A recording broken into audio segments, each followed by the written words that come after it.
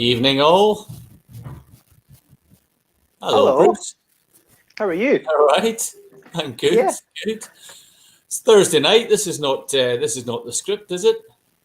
One night earlier because I couldn't wait any longer. That's why we're on a Thursday night. It is very good to see you, Mr. Tom, and You. cheers. Cheers. Cheers. Yep. My beer didn't arrive. Obviously, I think Jason missed my. Right. Hold on. I don't know if we.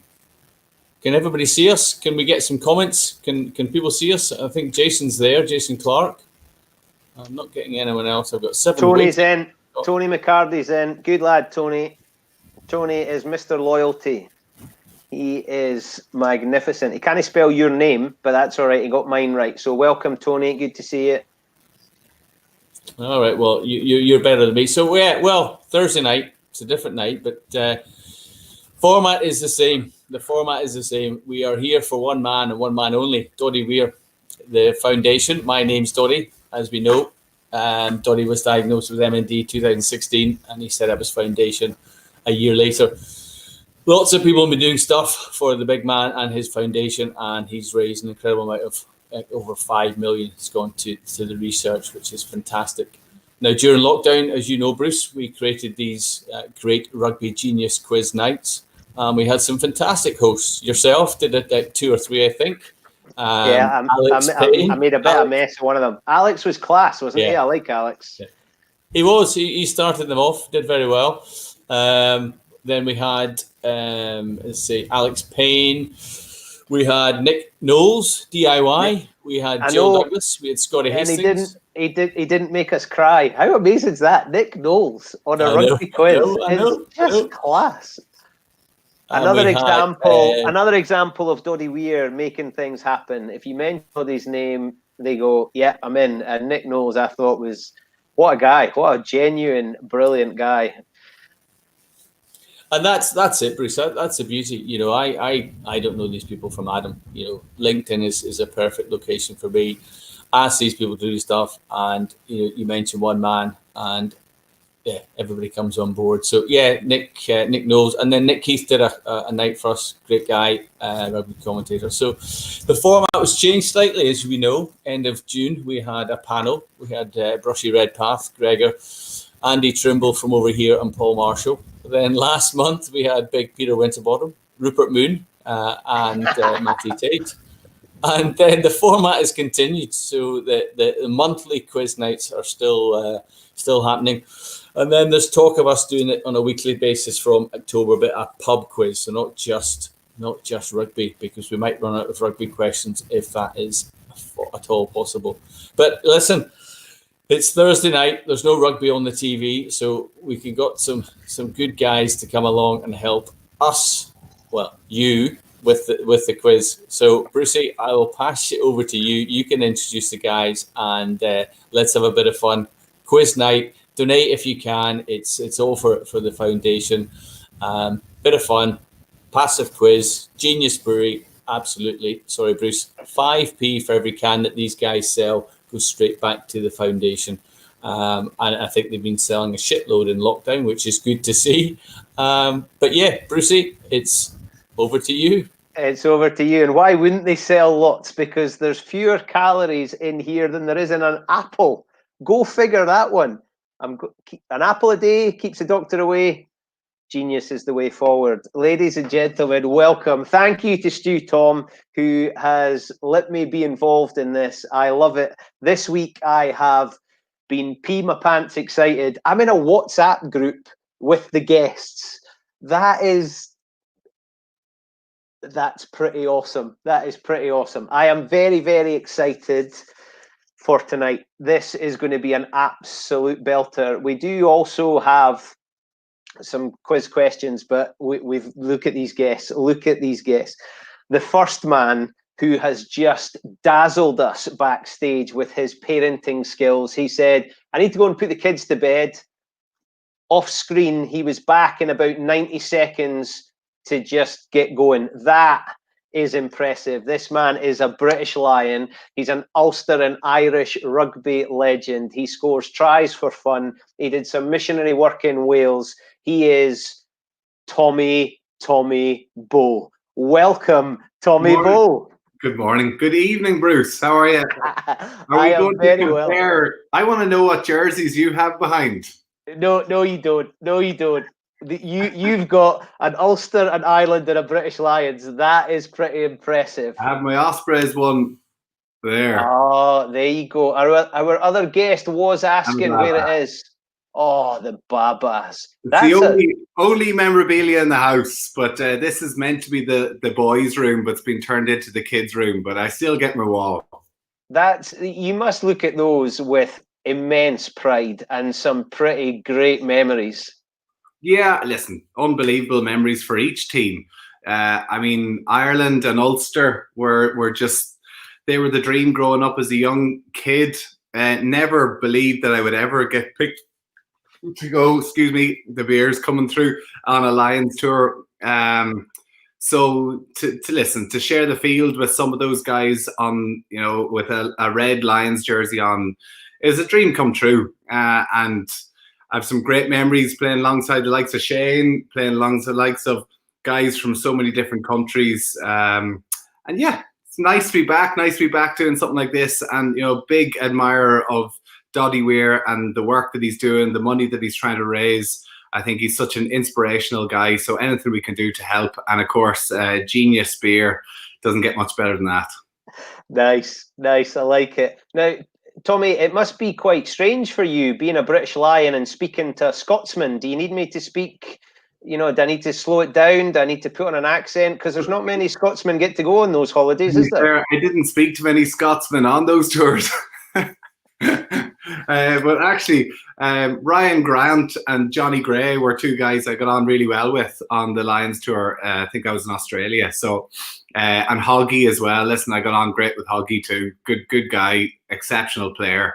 So yeah, I would imagine actually on the next Lions tour, you're going to see a lot more Scots in it.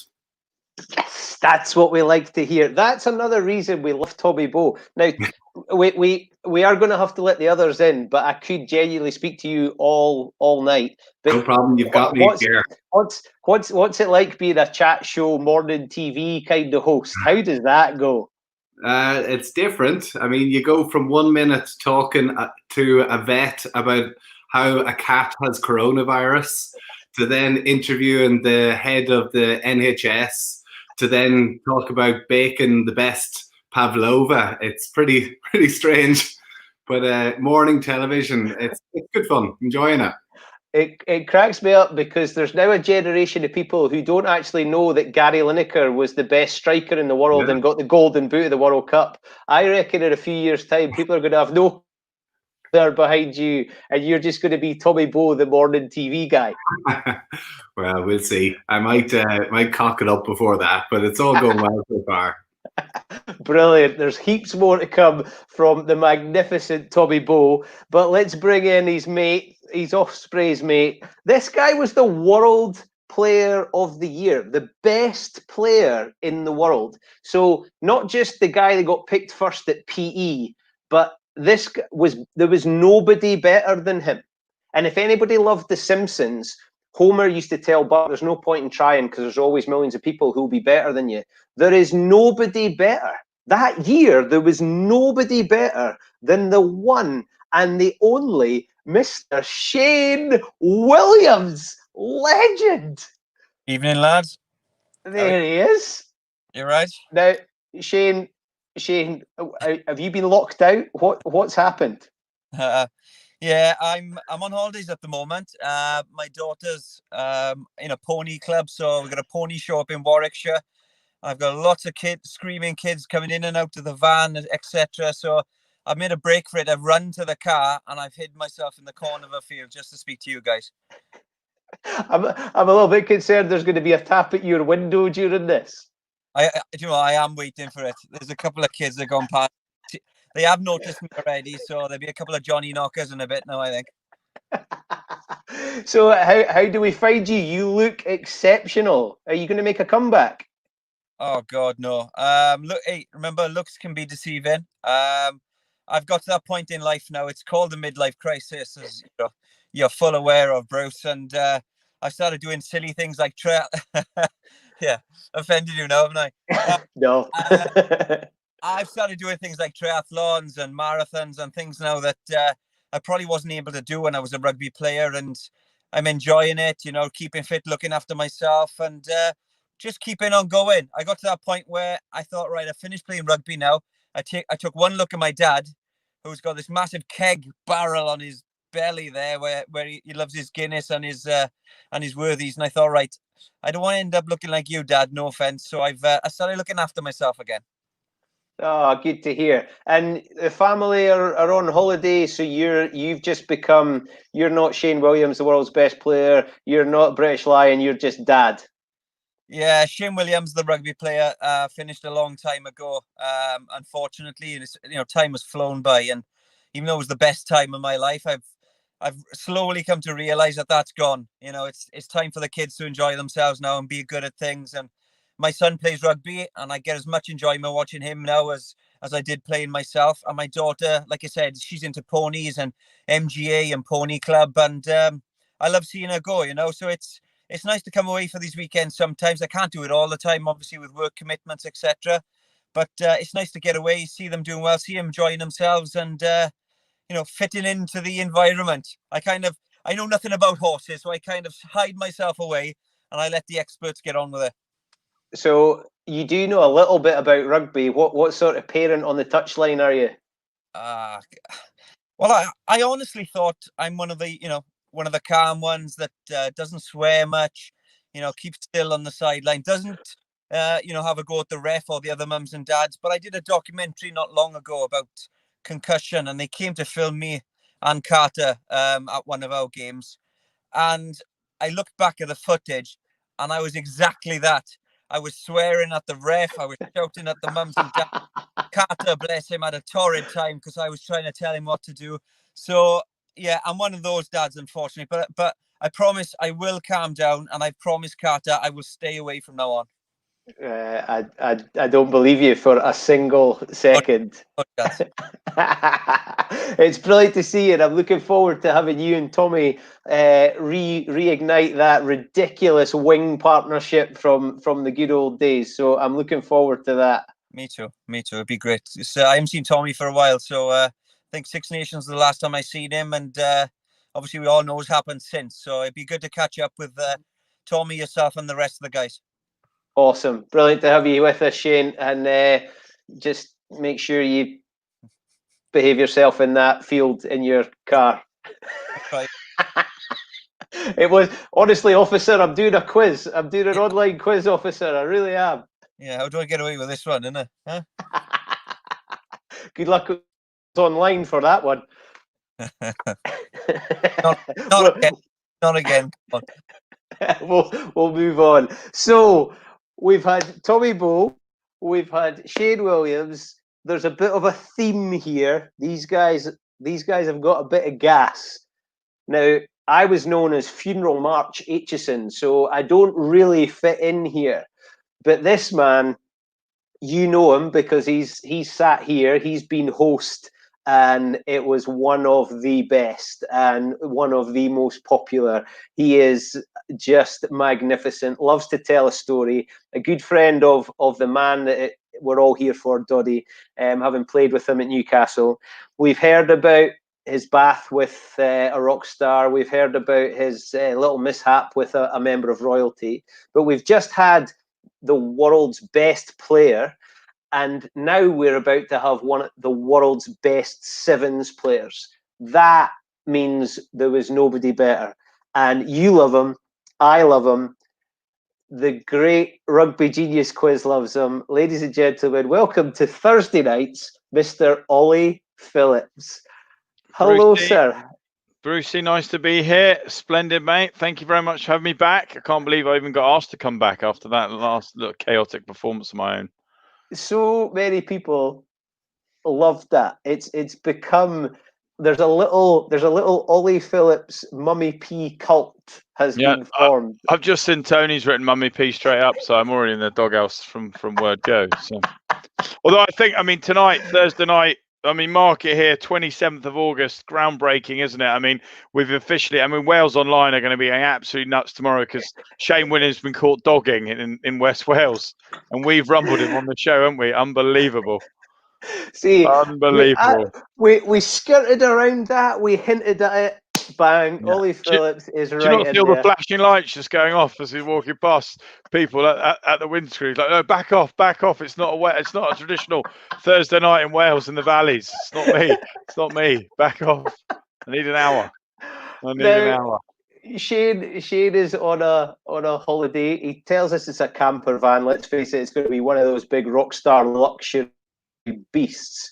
But he's playing the sort of normal cards. Tommy's been and put the kids to bed in the click of his fingers, and you've spent the day at Peppa Pig World. Yeah, mate, that's the joys. That's the joys of having a 2-year-old now, who unfortunately sings nothing else but jump, jump, jump in muddy puddles. So yeah, we went to Peppa Pig World, and true to fame, it pissed it down the entire time from the moment we walked in to the moment we left. I think my 2-year-old cried pretty much the whole way through, tantrum the whole way through. So it's been a fabulous day from start to finish. Love Peppa Pig World. Got to go there. But you enjoyed your bacon sandwich. Of course. Yeah. It's tradition, isn't it? Bacon, sausage sandwich, followed up by ham and cheese one. So yeah. Unfortunately, my Tommy's wall is epic. Mine is, well, clearly just a shrine to myself because it's surrounded in mirrors. So yeah, I can't quite boast the same sort of achievements, but it's great to be in good company. As they say, just wait in the slips for those two. Just sit in the slips waiting for something to come your way. Oh no! Don't give me that. You are going to be front and center. So, what have you been up to since you hosted? What have I been up to? Well, I mean, obviously that was during COVID. What have I been doing? Oh, actually, I foolishly decided that actually COVID was going to be with us to the end of the year. So I thought and convinced my wife that it'd be good that we serve notice on our house in London, because we were going to sort of be stuck at my in-laws in Cardiff. Obviously, London then totally came out of lockdown. I'd already served notice on my flat or house in London, so we now are officially homeless. We are basically on our way to go and join the dogger and stick our caravan on the back of the car until we actually complete on our house in a month's time. So at the moment times are hard, and Shano, I feel your pain. Yeah, and how will it feel answering the questions rather than asking them, what's your rugby knowledge like? Oh, I'm judging by the sort of standard of the knowledge when I was the host. I'm fairly confident I'm going to be in the lower echelons of the group, so we'll just see how we go. But no, I mean, look, it's incredible. On a serious note, it's obviously incredible to be back. The big man in Doddy is still fighting an amazing cause. People are rallying behind him all the time, which is brilliant. You've got so many other things now that are starting to escalate in his favour, and I just hope that we can build up enough momentum and enough support and following, and in order to make it worthwhile. I want Doddy to be around here for as long as we can, and everyone that comes on this and supports, all the ex-players, all the non-players, just anyone that's getting involved, donating to the cause. The guys from Genius, it's absolutely brilliant, and I'm incredibly grateful, as I know everyone else is that gets involved for the support that everybody gives. Awesome, and it's brilliant to have you back, Ollie. And you're a magnificent supporter and very popular. I know there are people who are dialing in for another Ollie Phillips story, so we'll catch up with that one at halftime. I'm nervous. I do not believe that for one single second. Oh dear Lord. Brilliant to have you here, Ollie. So that's three wingers. That's three very fast men. Tommy Bowe, Irish legend. Shane Williams, Welsh legend. Ollie Phillips, undoubtedly a legend. And now, I'm sorry, gentlemen, the three, you can rack up your World Player awards. You can rack up all sorts of British Lions tours and Pro 14 and top try scorers and all of those things. But this man gave us, or certainly gave me, who at the time was a primary six schoolboy who sat on the schoolboy benches in the front of the terrace in Murrayfield, on what became one of the days that will go to many people's graves. There was people who curled up their toes that day and just passed away very, very happy. because we don't get it often. So when we get it, we hold on to it. Scottish people give the English a hard time about 1966. Are you kidding me on? If Scotland won the World Cup, we would still be on holiday. We were close. And this man gave us that moment that in Train Spotting, there was the Archie Gemmell goal. This is our rugby Archie Gemmell goal. Roll the VT and let's just enjoy the most magnificent of moments. It wasn't 6 then, was it? It was only 5. Look at that team. The best scrum half on the planet feeds. JJ from Kelso feeds Gary Armstrong from Jed to Gavin, who boots it up in the air. And who is it? It's a young sprite from the town of Hawick who outstrips an Underwood. Look at Skinner. No idea. They are dancing in the streets of Hawick for one man.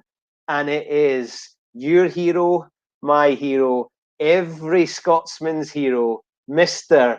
Tony Stanger. Yes.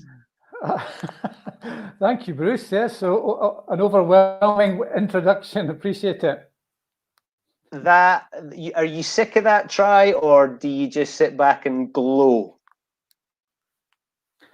No, it's one of the, I suppose, the downsides. I don't have an internal memory. You know what it's like in a game. You're just kind of on autopilot. So something happens and you just respond to it.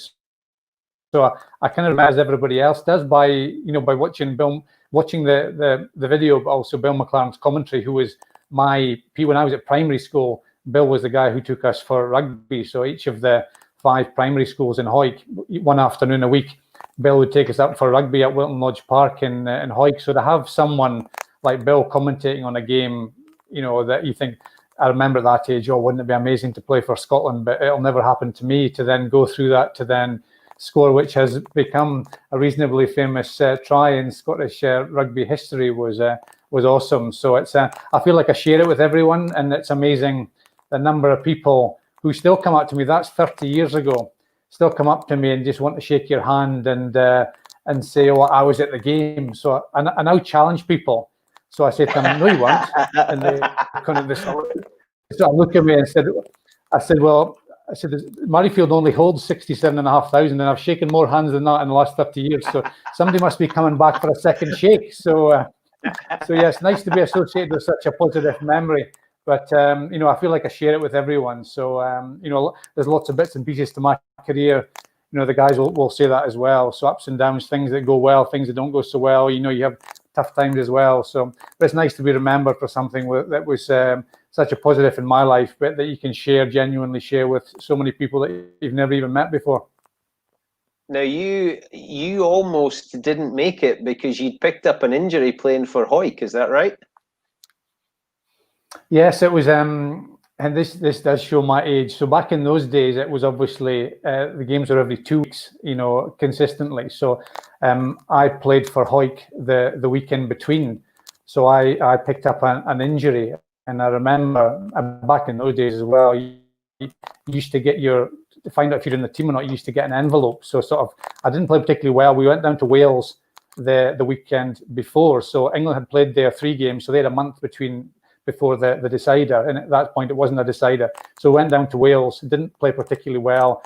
There was some doubt in the press as to whether I would play or not. And then I got my letter, delighted to be, the biggest game of your life to date. And then I played for Hawick the weekend before, and sprung my collarbone.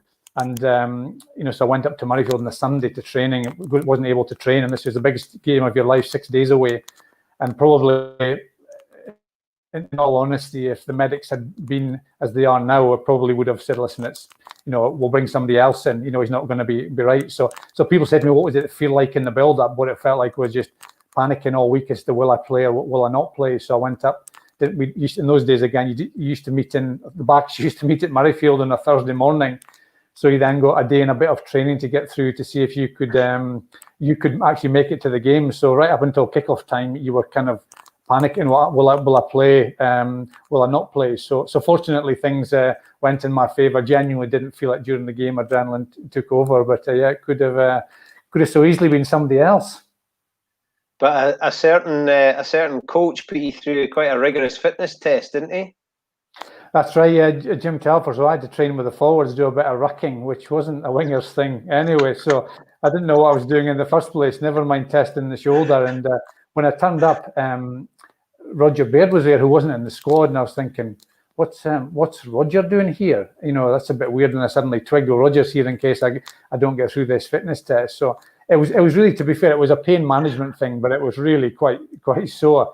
So I managed to grit my teeth and get through it, and Roger was there as well, and I had to do some tackling one-on-one with Roger. You can imagine two wingers trying to tackle each other. There wasn't exactly any big hits going in, but it was clasping around the knees and get them to fall over. So, but we managed to get through it, which was good. And as I say, it was pretty sore afterwards. But it was one of those days.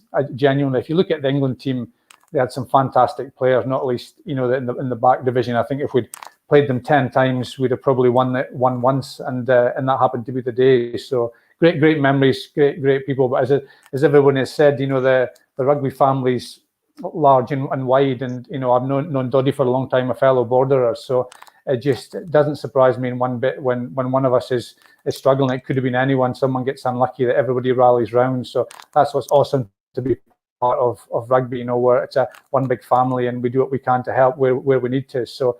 And you know, the games are largely irrelevant to the rest of life, but we have some good fun, and you build those bonds where it means you'll do anything at a drop of a hat to help someone who you've played with and against.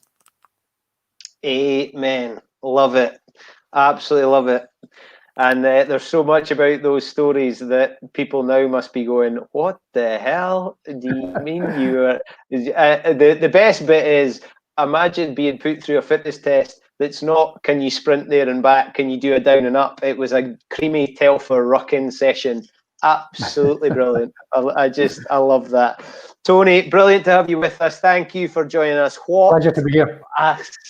What a collection of guests. Absolutely magnificent. And they're all rapid. Speaking of rapid, I'm getting a hard time because I'm taking too long, because I'm absolutely enjoying this. Just a pig in that stuff. Peppa Pig in muddy puddles, maybe is the polite way to put it. So let's get on to the quiz, because that's why you're here.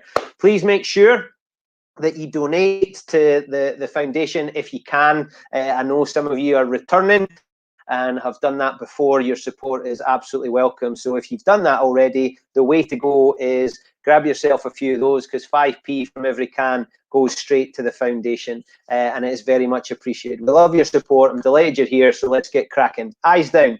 Round one. We've got first half, and then as you go along, stick your scores into the comments and we'll have a look at that. And if you've got anything, stick it in there and we'll see how we go. So brilliant to have you all with us. View from my camera is back. Tony's there. Adrian's there, having made a pencil case for his boys out of a rugby ball that had burst. That is some dad skills. We are benefiting from some pretty decent dad representation tonight. So great to have all those guys with us. So here we go. Round one, question one. Who on their Scotland debut in 1989 scored a try and a drop goal against Wales? So this, believe it or not, was Tony Stanger's debut year playing for Scotland. So who on their Scotland debut in 1989 scored a try and a drop goal against Wales? There's not too many options there, I don't think. If you know your late 80s, early 90s, you're going to grab that one. So who on their Scotland debut in 1989 scored a try and a drop goal against Wales? That is worth 1 point. From Scotland, we're going to go south of the border. Who replaced Will Carling before the B&I Lions, the British and Irish Lions tour to Australia, started, and would win his first cap in the second test when the Lions beat Australia? So who replaced Will Carling to go to Australia, and they got their first cap in the second test when the Lions beat Australia?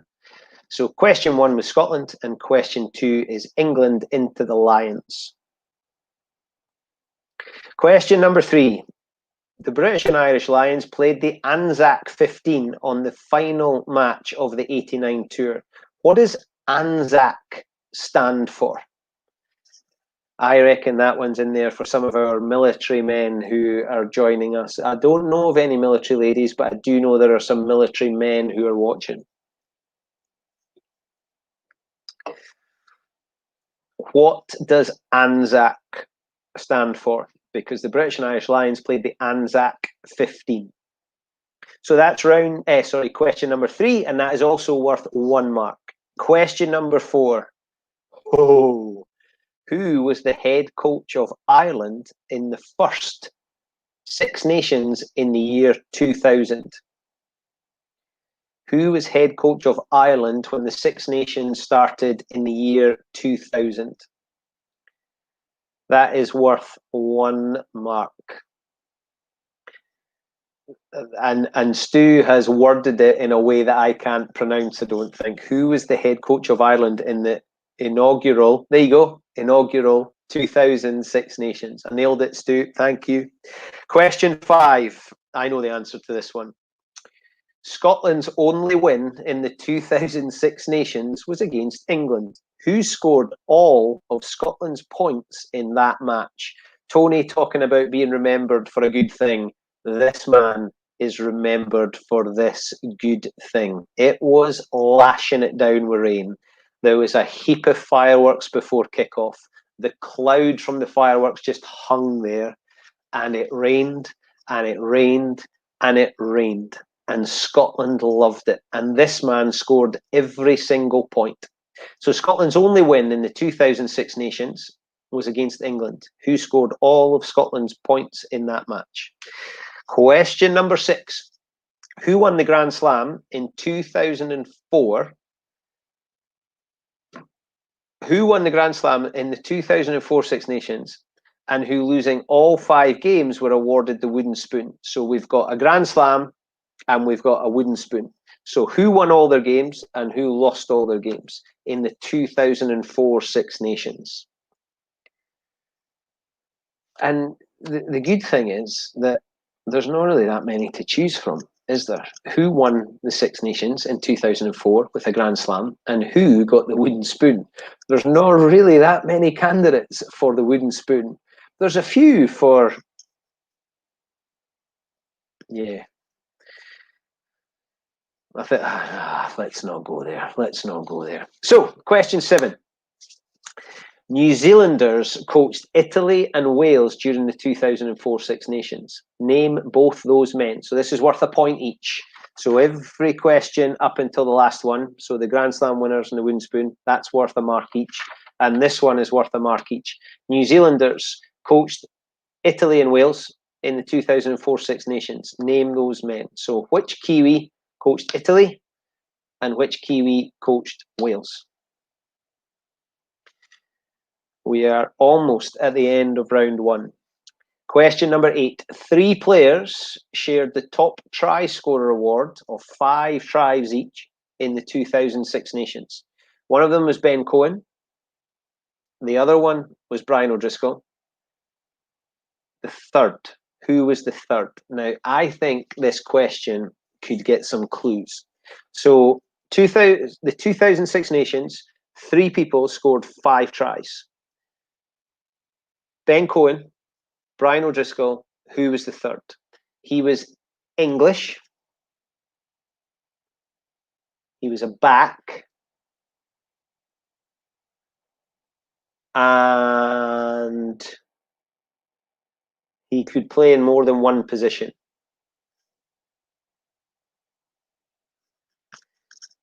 And he was quite annoying. So, top try scorers with 5 tries: Ben Cohen, Brian O'Driscoll, and name the third. Question 9. Which player holds the record for the most points in the World Rugby Sevens series? I reckon Tony is currently going, I'm not sure. I reckon Shane gets to float around. In fact, Tommy, I think, does as well, gets to float around with the HSBC logo and go to these things. So they might be in there.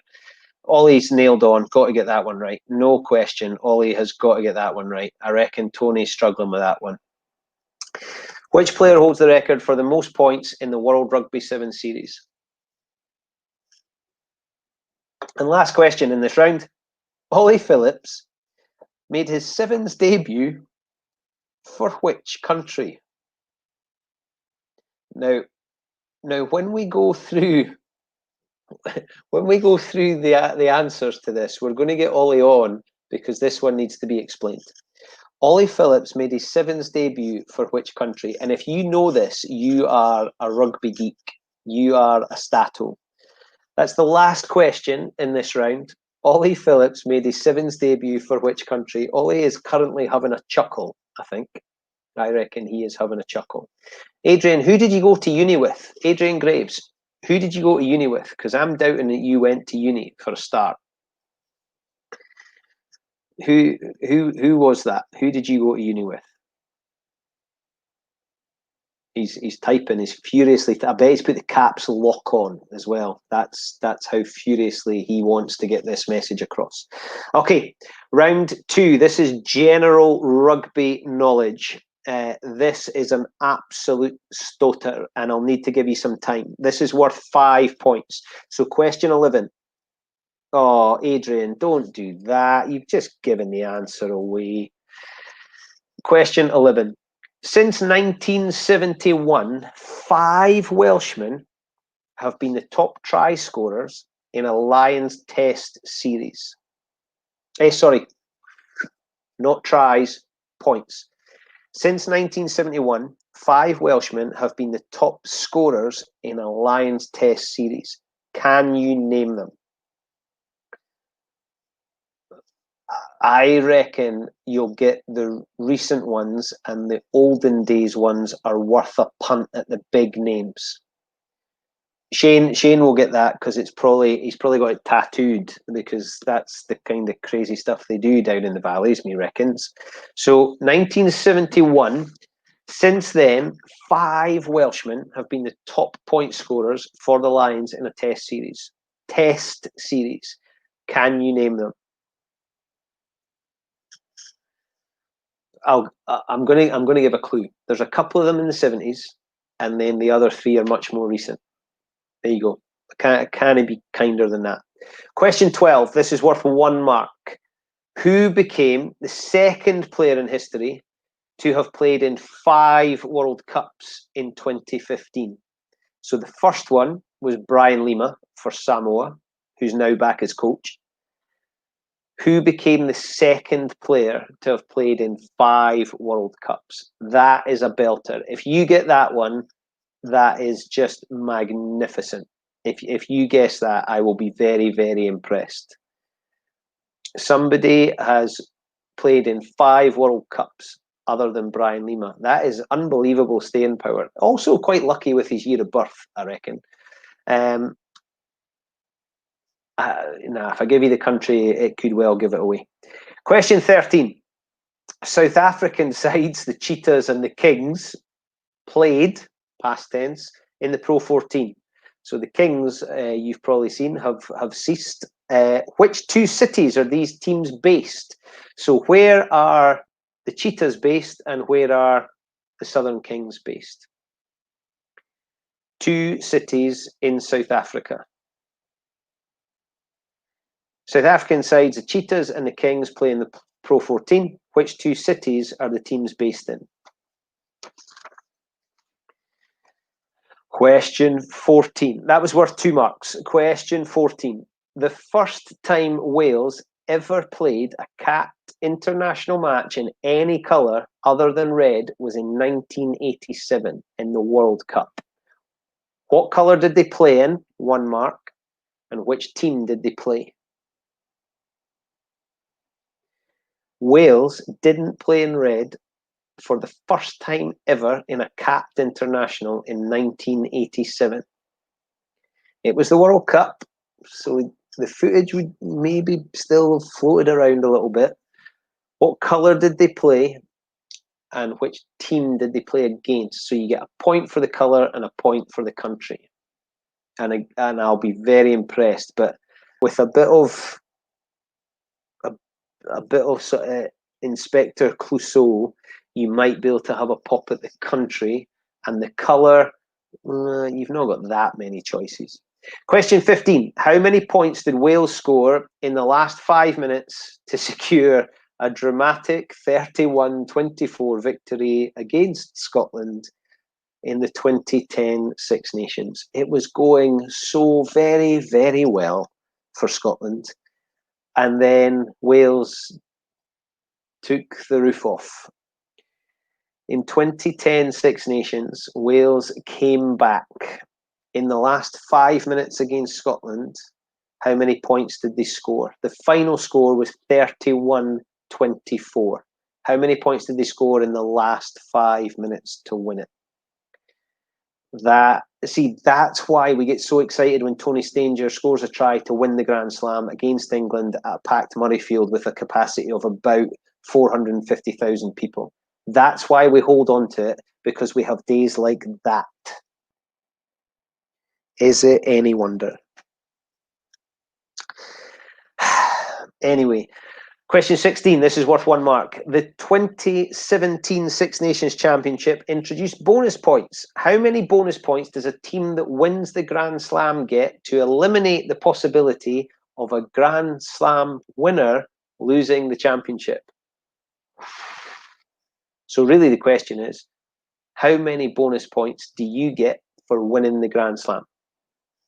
That then makes sure that you win the championship, because you could win all the games and not get bonus points, and the other teams lose but get bonus points and still win the championship. So how many points do you get for a Grand Slam on top of all the points you got for winning? Could I make it any more complicated? I hope lots of people know that. That's the kind of question somebody will post on social media with oh, they've not thought of this, but they have. Question 17. Before the start of the 2019 tournament, which country has won the most World Cup tournament matches? That is a belter of a question, Stu. Before the start of the 2019 tournament, which country has won the most World Cup tournament matches? Because the options are going to surprise you. Is it Ireland? Is it Scotland? Or is it Wales? That is an absolute belter. So you've got an A, B, or C. So if you don't know, have a punt so we can move on. Which country has won the most World Cup matches out of those three? Ireland, Scotland, or Wales?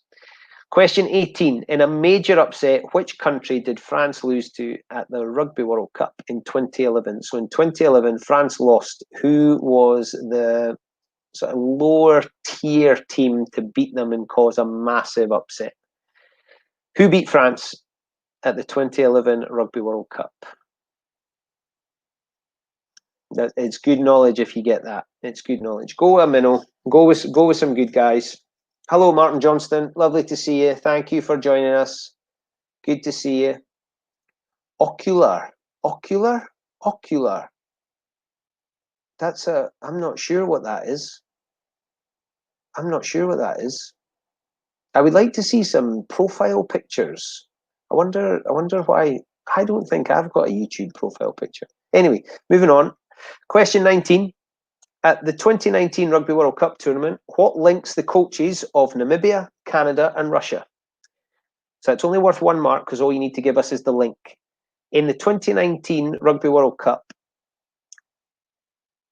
what links the coaches from Namibia, Canada, Russia? There's no bonus points, but I'll be impressed if you're able to nail on the detail there. What was the link between the coaches of Namibia, Canada, and Russia at the 2019 Rugby World Cup? And last question in the round. Well, I'm going to get to you, Martin, because you are a magnificent human. You're saying thanks to me, but thank you to Martin. Martin is a brilliant human, and we will get to that in just a wee bit. So thanks for joining us, Martin. It's an absolute pleasure to have you along for the ride, and I hope you're enjoying it. I know that rugby's maybe not your number one game, but you are supporting Doddy and the cause of MND, and I'm delighted to have you along with us. So thank you for joining in. Question 20. Last one of this half. Which country beat France 34-10 in the 2007 Rugby World Cup bronze final on the third and fourth playoff? And the thing about the third and fourth playoff that I've never really asked anybody that played in it, but I might have to, because the thing that blows my mind is people go, oh, nobody wants to play in that. No, nobody wants that. I think, and maybe I'm a bit naive here, I would rather be the third best in the world than just they lost in the semi-finalists. I don't know. Maybe I'm wrong. Maybe I've not got a professional attitude, but I certainly would have. Well, I'd have jumped at the chance for a kick of a ball anywhere. But third and fourth in the Rugby World Cup sounds pretty good to me. Which country beat France 34-10 in the 2007 Rugby World Cup bronze final? I love that. It's a bit like at primary school where everybody gets a medal. It's the bronze final. It's not the third and fourth playoff. It's the bronze final. So, who beat France? And that was quite a World Cup for them, that country, and I think they deserved their moment in the sunshine. So here's what's going to happen. In the comments, if you need any questions repeated, you've got about 10 seconds to post for any repeats. Otherwise, we're going to go through the answers and you have to tell the truth. So while I give you those 10 seconds to put it down in that column there so that I can have a wee look-see, just a few reminders. Post your score so we can have a little look, and the guys at Genius, things will be ticking on so that they know the story. Post some comments. Once we've gone through the answers, we're going to check in with the 4 superstars that are sitting backstage. We're going to find out how they got on. They're going to tell us their scores. We're then going to have a little bit of halftime chat, and then we're going to get on to round 2. Second half, and then we're going to have a bit of chat at the back end. Make sure that you are getting into your Genius and getting the 5p donation to the big man. We all love him. He's an absolutely magnificent human. He's the kind of guy that just makes you smile because he's Doddy Weir, Doddy Weir, Doddy Weir. We love him. So get involved. That's why these guys are here. That's why you've tuned in. I think it's definitely not for me. So if you can donate, if there's anything you can do to contribute, get involved. You've heard Tommy talking about Ryan Grant, who did a big crazy cycle with Iso and Richie Vernon and Rory Jackson the other day, finished up at the magnificent Highland Club to raise money for Doddy. The things people are doing to support the big man, but the foundation is just superb. Anyhow, let's get going because I'm getting a hard time for going too slowly. So here we are. Nobody's needing any repeated, which must mean I was crystal clear. Here we go. Round 1, the answers. This was the Test debut year of Tony Stanger, who on their Scotland debut in 1989 scored a try and a drop goal against Wales, a childhood hero of mine, Mr. Craig Chalmers. So Chick from Melrose, that's worth 1 mark. So if you got Craig Chalmers, I think the drop goal was maybe the giveaway there. Chick, 1 mark. Question 2, who replaced Will Carling before the Lions tour to Australia and got his first Test cap in the second Test when the Lions beat Australia? It was Will's centre partner, Jerry Guscott. So question number 2, the answer is Jeremy Guscott. Question 3, and Jeremy Guscott, I've asked Tooney this question. The drop goal against the Lions, for the Lions against South Africa. The phase before that, Tooney took it into contact, and then the ball came back, and it was Jerry Guscott who kicked the drop goal. Tooney, get in the pocket, man. Kick the goal. Anyway, Jerry Guscott did it, and he got his first Lions cap in Australia as a replacement for Will Carling. Question 3, the British and Irish Lions played the Anzac 15. What does Anzac stand for? It is Australian and New Zealand. You all got that. Army Corps. Oh, hello, Shane. Oh, Ollie's back. Oh, Ollie, Shane, I'm a bit worried. What? We've lost him. I'm a bit worried about Shane. Can we get somebody there to support him quickly, please? I'm worried. It's really ramped up, mate. The dogging situation's got hectic over there. He's gone stealth. He's gone rogue. I'm worried somebody's just going to appear on his shoulder. Has he got the bike on the car? The battery's gone. He's lost his charger for his microphone. We can't hear him. We can only just see him. Tommy did ask him and stand in front of it.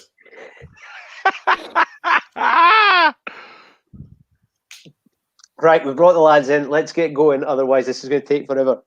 Who was the head coach of Ireland in the 2006 Nations? It was Warren Gatland. We then had number 5, Scotland's only win in the 2006 Nations against England. Who scored all their points? It was, of course, Hodgie, Duncan Hodge, now Edinburgh coach. And doesn't look too dissimilar to this, actually, although he's a bit more handsome. Question 6, who won the Grand Slam in 2004? And then who lost? So who was the winner? And then who was the wooden spoon? The winner was France. France took the Grand Slam. And Scotland, unfortunately, were wooden spoon that year. So question 6, that's worth 1 mark each. France for the Grand Slam, Scotland for the wooden spoon, unfortunately. Question 7. 2 New Zealanders were coaching in the 2004 Six Nations. John Kirwan was the Italy coach and Steve Hansen was the Welsh coach. I reckon the Steve Hansen one most people would have got. The John Kirwan one, that might have thrown people a little bit. Those were worth 1 mark each. 3 players shared the top try scorer award with 5 tries each in the 2006 Nations. Ben Cohen, Brian O'Driscoll, and the third was Austin Healy. So the answer to number 8 was Austin Healy. Question number 9. Which player holds the record for the most points in the World Rugby 7 Series? It is, of course, Englishman Ben Gollings. 2,652. And Ollie claims he assisted for 2,650 of those. Would that be about right? It's a claim that is fairly unfounded, to be honest. but it's a claim nonetheless. Yeah, take it. Now, this one, Ollie, you need to fill us in. Ollie Phillips made his Sevens debut for which country? Now, we're all thinking England, but you wouldn't put a question in the quiz that is that obvious. So, who did you make your Sevens debut for and why? So, my Sevens debut actually came for Fiji, believe it or not. And why is when the World Series has all these tournaments going around the world, they have like a 17th team that they have on the side, so that when New Zealand or Samoa or whatever get an injury midway through the tournament, it's not like they can fly somebody over and get them ready for the next day. So they pull on this group of players. Normally they never ever use them. Anyway, it was the London Sevens. I was 17 at the time, and I'd got drafted into the 17th team, there as some sort of wet behind the ears lad. Anyway, Fiji got to the semi-final against New Zealand, and Fiji had, Vunimbaka, Serevi, all the legends playing for them, and they went down to 8 players prior to this game against New Zealand, and New Zealand had Cullen, Lomu, Rush, all of them playing for them, and I was like, and they came over. They said, "Look, we need someone from the 17th team. We'll take the Benjamin Button lookalike. We'll take the old man because he fits in with the sort of Fiji mold where we all look about 50, but we run around like we're 15." So I was like, "Okay, done, awesome." I turn up in the dressing room. Obviously, they're all sort of doing, what Fijians do, which is basically sort of sleep before they play rugby. So I was sort of like, "Okay, what do I do?" They gave me my shirt. They only had a triple XL shirt left. I'm not joking. This is genuine, right? Triple XL and double XL shorts. So I just looked like a windsock that ran out on the field. So I'm warming up with the Fijians. They're doing all this like funky shit, throwing out the back, over the head, through the legs. I try and do the first one. I literally try and do the same, hit my knees and it falls to the ground and I fall over myself. So they were like, "What the fuck is this kid doing?" Right? Anyway, I'm sitting on the bench and I know I'm not going to get on, right? Not going to get on at all. There's 8 players. Anyway, first 2 minutes, player goes down. So they're down to 7. There's no one left.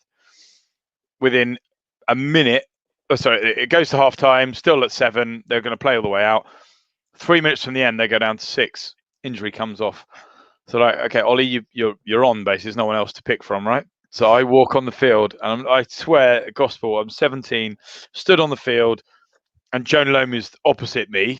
And I'm thinking, fucking hell, this is going to go badly wrong for Jonah, right? It's going to go bad for him.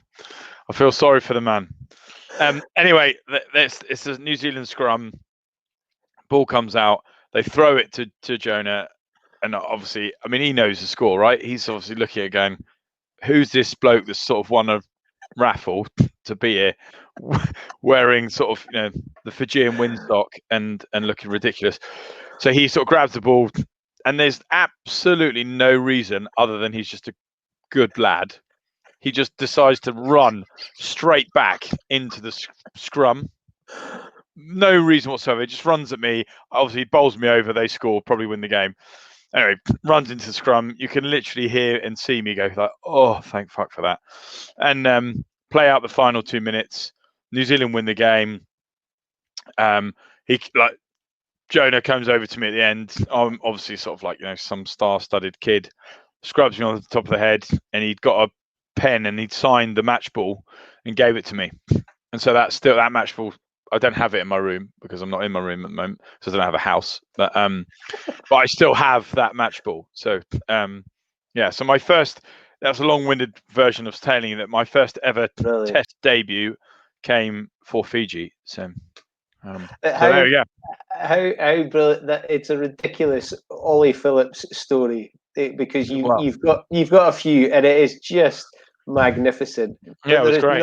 There's not another game on the planet where somebody can tell a story similar to that. It's not like the guy in the 8th lane in the Olympic 100-meter final pulled up and they pulled the guy for the crowd to run alongside Usain Bolt. You got on to play for it. That would be like playing for Brazil in the World Cup semi-final. That's how iconic that is. And the shirt was so big that I have for Fiji, I use it as a duvet now, so it's perfect. Awesome. So, do you know? I have a bit. There's a bit of jealousy because when I lived in Hong Kong, and Hong Kong has 24 teams in the tournament, I was a member of the 25th squad, and the only guy that got called in was a Kiwi boy who got to play for Holland because the Dutch boys were just going down because they couldn't hack it. They had an after party though. The Dutch never rushed. The boys they enjoyed themselves down in Wan Chai, as I'm sure you've got one or two tales to tell as well. Yeah. Although I mean, I'm kindly going to offer my Fiji jersey to Shane because it looks like he's been put in the back of a police wagon at the moment with no lights and whatever else. So he's been hounded and caught. So I'll give it to him just so he can stay warm for the evening. Shane, it's like some sort of horror movie. Is something about to happen? We've still got no sound. The only thing we can see are the whites of his teeth and the whites of his earphones. Shane, we're going to come back to you. We're going to go for round 2 answers and see if somebody can get to Shane. I'm now worrying. I'm now worried for his safety. Tommy's not bothered. He knows that Shane will be fine. I'm just wondering, has he bought a horse yet? Mate, don't do him any favours. He can't be a horse. He needs a pony. He looks like a horse. He looks like a horse with those teeth, Shane.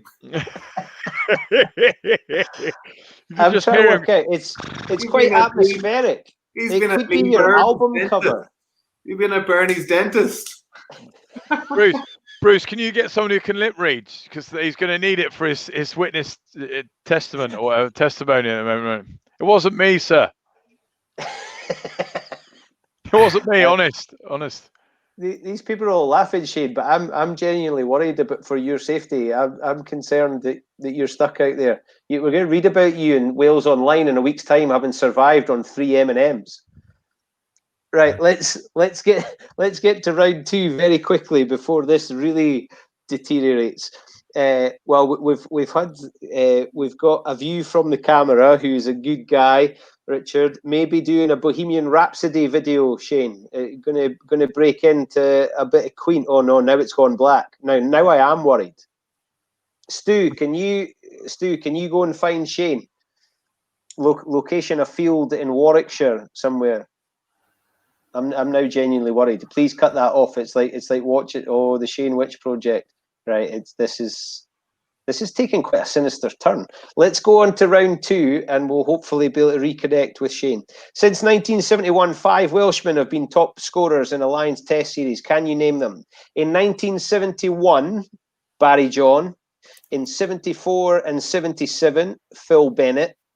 In 1997, it was, of course, Neil Jenkins, which leads us to 2005 and 2009. Tommy, do you know that one? Yeah. Go for it. You liar. Go for it. No idea. I wasn't listening to my phone. Well, Welshman. Can you hear me now? Yes. There he is. What have all the police sirens stopped now, Shano? You just got quiet down. Oh no, they're back again. They're back again. They're back again. He silenced us all again. 2005 and 2009 was Stephen Jones, and then Lee Halfpenny in 2013. So they're worth a mark each. Barry John, Phil Bennett, Neil Jenkins, Stephen Jones, Lee Halfpenny, worth a mark each. Number 12, who was the second player to play in 5 World Cups?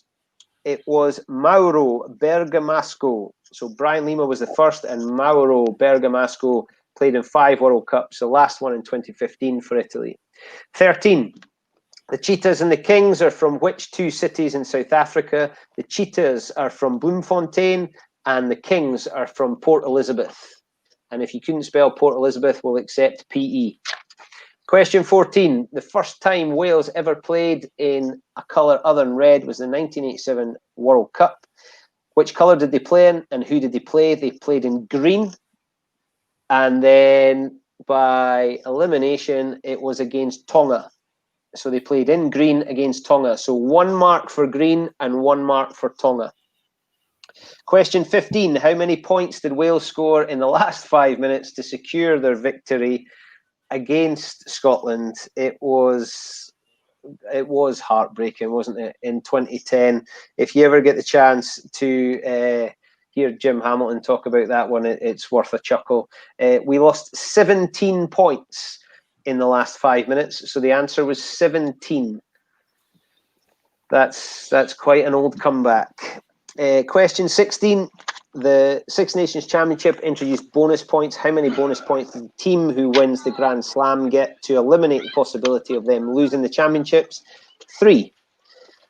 The team that wins the Grand Slam gets 3 bonus points to ensure that they win the championship. Question 17. Before the start of the 2019 tournament, which country has won most World Cup tournament matches? And you had 3 choices: Ireland, Scotland and Wales. And because Stu Tom did the questions, the answer is Scotland with 22. So before the 2019 tournament, Scotland had won 22 matches. Ireland and Wales had both won 21 matches. So Scotland was the answer. You're laughing, but I'm worried about this. Shane, I'm not sure we can handle this on this show. Oh, there he is. I still can't. Can you hear me? Yeah, we can hear you loud and clear. I can't hear anything. Well, that's maybe not a bad thing. We can hear you though. I loved that Shane tried to pull the we're in a caravan, but that looks like some kind of luxury. That's not what Father Ted and Dougal went on holiday in, Tommy, is it? That is. I can't hear you, Bruce. I'm sorry. That's all right. Everybody else is wishing they were with you. Hello. Right. I'm in. I think I can hear you. Yes, lovely, Shane. It's good to see you back in one piece. Don't be sorry. We're delighted to see you. Can we get a tour of the van? Yeah, a bit of a mess at the moment, but this is the horse lorry. I've managed to get all the kids out. I've thrown all the kids out, so hopefully I'll get a bit of signal. You can hear me. Well, we're delighted to have you back. You've got no idea what your score is, so we'll carry on regardless. I don't know what's happening here. Right, let's finish this, and hopefully we can sort it during the halftime. Ollie's loving this. Tommy's just chuckling. Is this standard Shane Williams? Tommy, is it? To be fair, this is not standard Shane Williams. I can see he's been doing that many Zwift workouts online and getting everybody to pay money. If they're paying money to his bank account, it'll be working, I tell you. I can hear you now. I can hear you now. Oh, good. Oh, good. Well, the question was, Shano, did you just have to do a Harry Maguire and basically try and bribe your way out of your unfortunate scenario you got yourself caught in? I get caught in a lot of unfortunate scenarios. Really, have in the past tense. But yeah, nothing like a good bribe to get you out of there. But obviously didn't work for Harry, did it? Unfortunately. Well, it didn't work for me as well, to be honest with you. Moving swiftly on. We've deteriorated. Oh God! Sorry about this, number guys. 18. In a major upset, which country did France lose to at the 2011 Rugby World Cup? It was Tonga. So that's 1 mark. So Tonga have featured twice. Question 19. At the 2019 Rugby World Cup tournament, what linked the coaches of Namibia, Canada, and Russia? They were, of course, all Welshmen. Kingsley Jones for Canada, Lynn Jones for Russia, and Phil Davies for Namibia. Question 20, the last one of the first half. Which country beat France 34-10 in the bronze medal final in the 2007 Rugby World Cup? It was Argentina. So, while I give you some time to count up your scores, the total, the most you could get would be 28. So it's a score out of 28. And that is, there's some crackers in there. I'm hoping there's some big scores. So, Adrian, I'm pretty confident there's going to be a few there. Tony's here. Yeah, Tony 17. Tony, is that just the first round, or is no? It must be all together. So, lads, have we managed to count up there? Tommy, have you had a crack? Yeah. What did you get, Tommy? 4. No. 4. Were you still eating your tea? Is that what happened? I had to go off and look after the kids for a few. Tony, that must fill you with some confidence. What did you get, does. Tony? No, I'm delighted. I got 12, so I'm delighted Nice. with 12. 12. Nice. Tony McCarty 16, Adrian 19, William Cook 22. That's pretty impressive. 7 wooden spoon for. Well, you got more. You got 3 more than Tommy Bowles, so that's pretty impressive. Ollie, what did you get?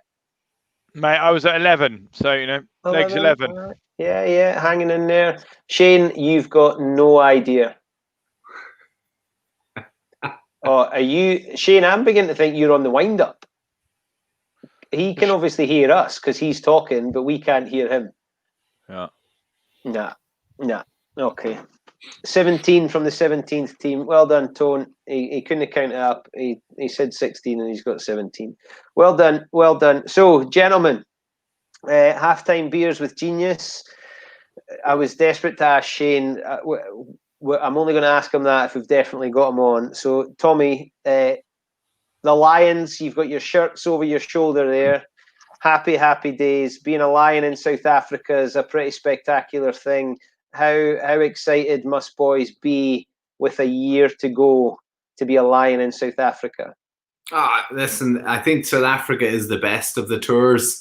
I hope it's going to go ahead. There's obviously a bit of chat at the minute that without supporters over there, it's not going to be worth it. And to be honest with you, as the Lions, I hope it still goes ahead, but it is the supporters that make it.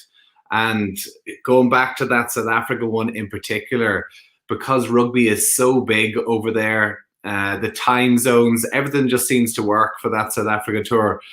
And I remember it was like an old school tour in 09. You hear all these stories of, back in the 80s and 90s about the lads going on the beers. But I think a big thing Ian McGeechan wanted to do with that tour, it's such a short space of time to bring the team together. We were, I remember, piled onto a bus on a Tuesday after a match, maybe it was the Wednesday, with another game on the Saturday. And literally on the big Lions bus, branded both sides, and pulled up outside a nightclub. And they had literally piled us all in. They had drink there sitting waiting for us. And it was just full of supporters and rugby fans.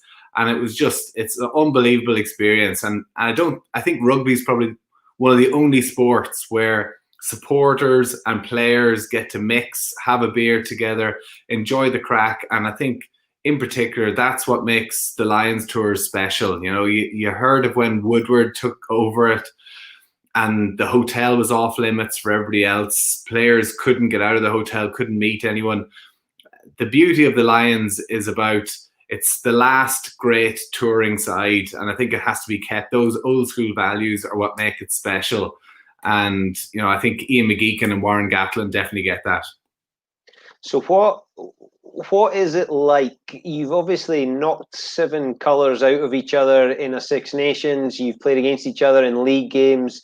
You know, you flirted in Wales for a little while, so you probably built some strong bonds with the Welsh lads. But what's it like bringing those guys together? And is it easy? Is there friction? Is there some uneasiness at the beginning? How does it work? Well, that's it. I mean, literally up until 2 weeks before it, you're knocking 7 shades of shit out of each other, and then all of a sudden we all have to come together a team, and that's not easy for the Scottish, the Irish, the Welsh, because nobody likes the English, and you know that.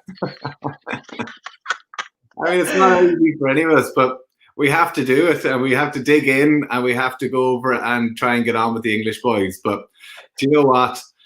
The intensity of training in a Lions tour is like nothing else you'll ever experience. You know, we're all seasoned pros playing at the top of our game, but those first 2 or 3 days, the intensity and everybody giving it absolute socks get stuck in. And I remember on the first week for that South Africa tour, we were staying in Pennyhill Park, and we trained Sunday, Monday, Tuesday, and we were meant to be doing this shitty team building exercise on a boat on the Wednesday. And I remember I was rooming with Stephen Jones, and we were just couldn't be bothered with this. I was so tired, and it was about 9:30. We both got a text message on our phone to say everybody to meet in the hotel bar before 9:45.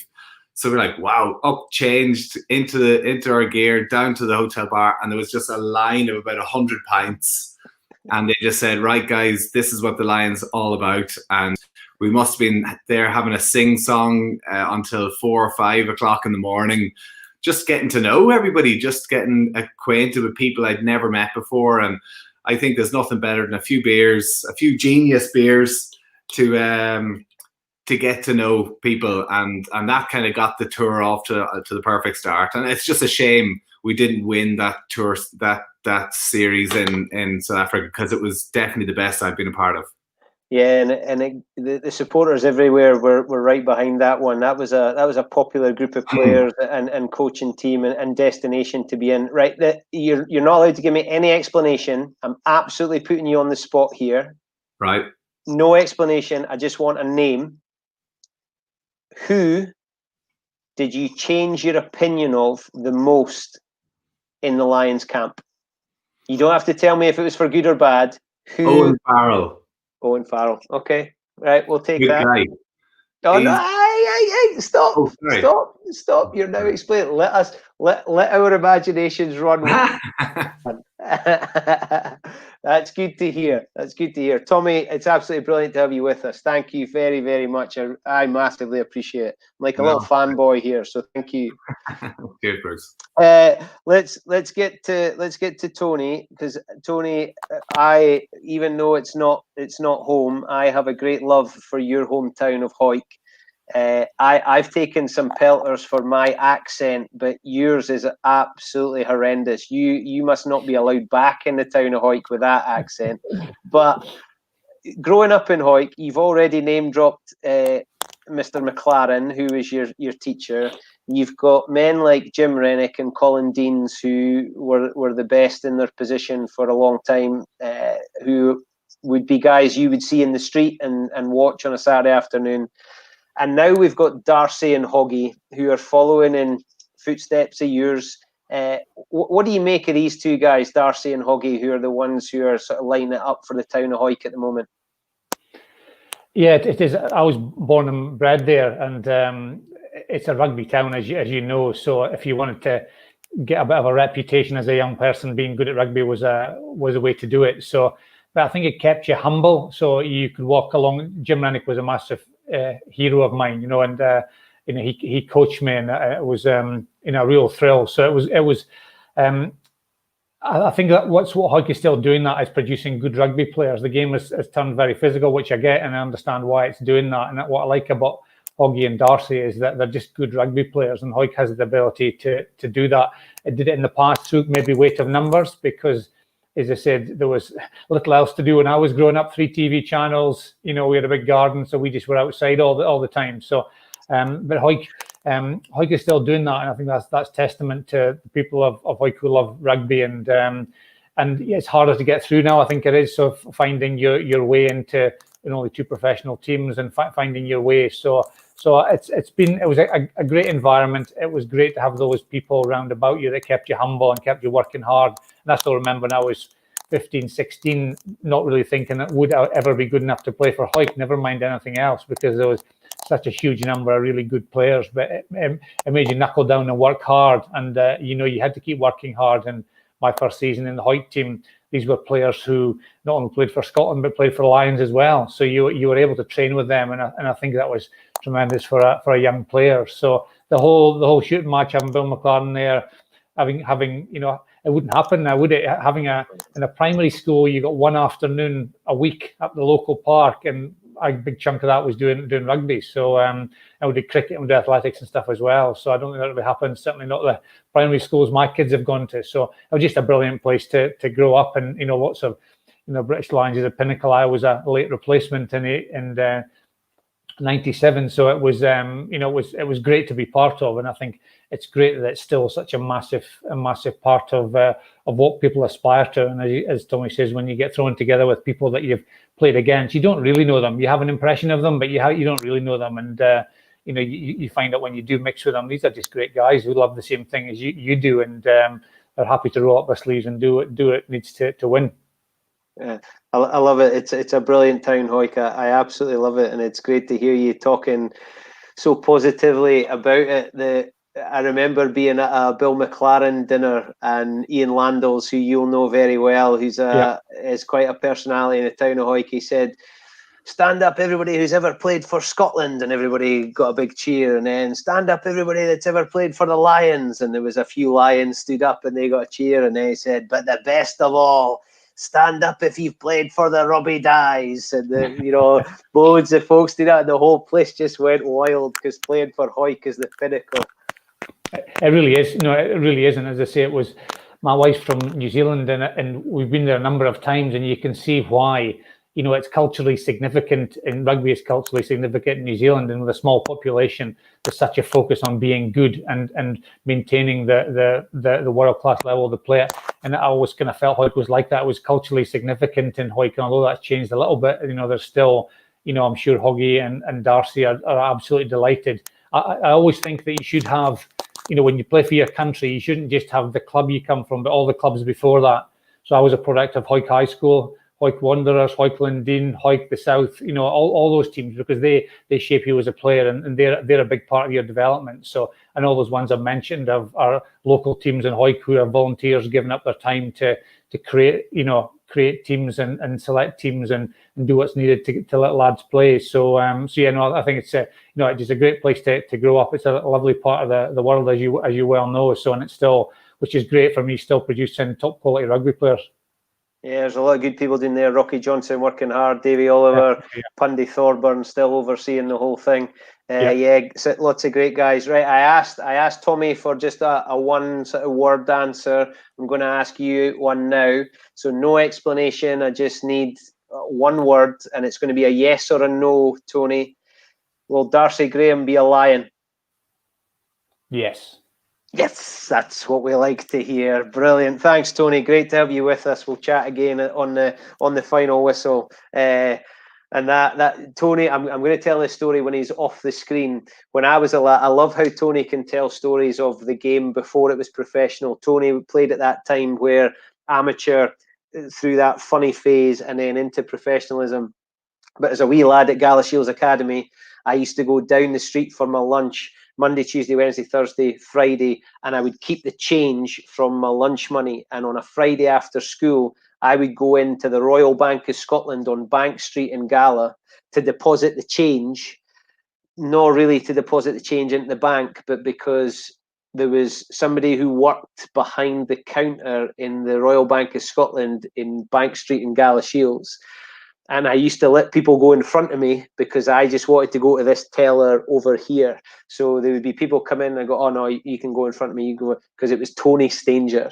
Tony Stanger worked in the bank, and we Bruce with his pals, we'd go and we'd deposit about 30p a week just so we got to see Tony Stanger. Heroes walk among us, ladies and gentlemen. Heroes walk among us. Right, let's get to Ollie Phillips. Where is he?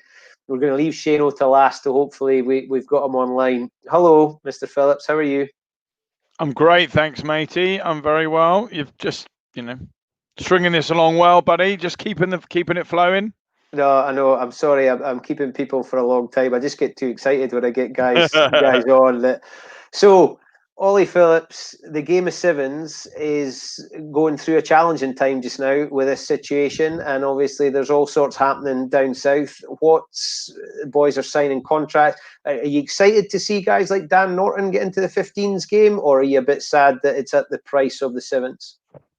I mean, it's obviously a bitter pill, but I'm just delighted on a personal level that they've got gigs, because it's it's a pretty tough environment to be going into if you've come off the backdrop of COVID. Your contract's been cancelled right at the point where it's not as if clubs are awash with cash and they're trying to sign people left, right, and centre. So you're fairly sort of restricted in terms of who you can go to and ultimately probably the contract you can negotiate. But it's just good that they've managed to get themselves playing. Him and Will Muir, that they've sorted themselves out. But there's a lot of other players that aren't so fortunate at the moment. And I think I understand. Obviously, it's obviously a bitter pill to swallow. But the RFU's lost an absolute boatload of money, and they're having to cut expenses left, right, and centre. And sadly, the sevens program is the one that has borne the brunt of that from a playing side, both in the men and the women's side, right? So it's a tough time. Rugby's been hit hard, just like every other sport. And I think probably the biggest worry from a sevens perspective overall for the game is that if the Olympics don't happen in Tokyo, which there is still, just like Tommy mentioned about the Lions, they're still not definite that the Olympics are going to happen in Tokyo. If that doesn't happen, then probably the World Series won't happen next year. The Olympics won't happen in Tokyo, so therefore sevens won't get its big sort of foray into the Olympic spectacle. So that will hit that form of the game pretty hard, to be honest. And I hope that we will see in the future the major tournaments in Dubai and Hong Kong. But right now it's all up in the air, and I'm just particularly loving the fact that we just got some rugby back at the moment. That's probably the best thing, that we've actually got some rugby back on the TV, and we've got something to look at, something to cheer for. You 100% would have got picked for Team GB in your era to go to the Olympics. How would that have gone down? You've done it all. World Player of the Year. You've won everywhere. How would that have measured up, do you think? I mean, to be honest, that was the aim and objective for me. Just my body basically let me down. In 2014, I turned down a 2-year gig at Sale.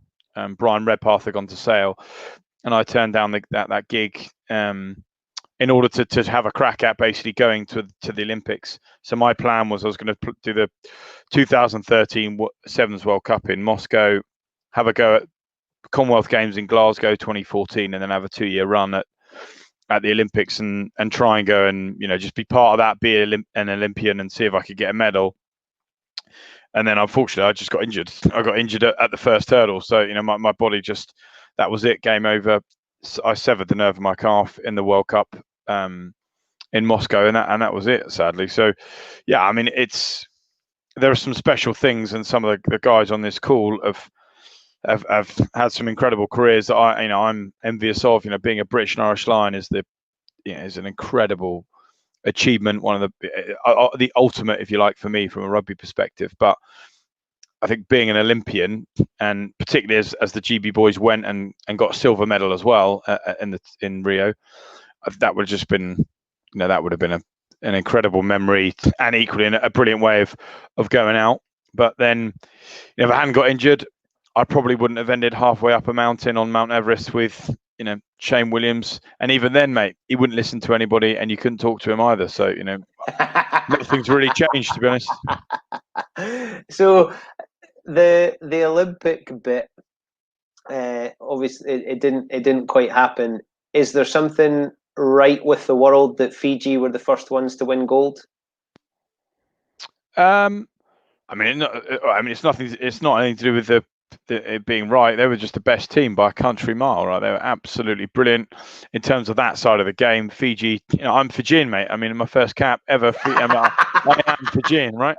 So, no, I mean they blew everyone away that whole year, and in the Olympics, it was written in the stars, if you like, for them to do it. The first ever medal that Fiji's ever won happens to be gold in rugby at the sevens, where rugby hasn't been present. I think it was in 1910 or whatever it was. That's the last time rugby had been in Olympic Games. So, I mean, that was special, and it was great, if you like, from a personal perspective, to see two good mates of mine involved in it, being Ben Ryan and Chris Cracknell as the sort of two coaches. So that was awesome to see that materialize and happen.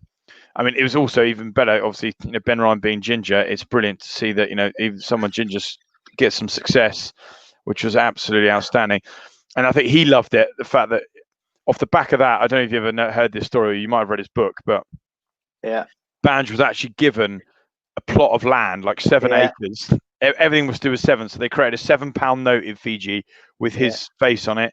He was given 7 acres of land by the, I don't know what, the king or whatever it is in Fiji. He's literally God. Literally God. It's just unfortunate for him that obviously his complexion means that he can't spend that long in Fiji. So, I mean, as you say, God is a just man. So there we go. I was watching. I love Star Wars. You know the scene in Return of the Jedi where C-3PO gets lifted up by the Ewoks and they all Star Wars. That's kind of how I imagine Ben Ryan is, just this completely alien thing, but an absolute hero. Yeah, well, when he was my coach and I was his captain, I don't know if anyone when I was growing up, there was He-Man Masters of the Universe, and Dolph Lundgren was He-Man at the time, right? This beautiful sort of blonde, Aryan, amazing He-Man.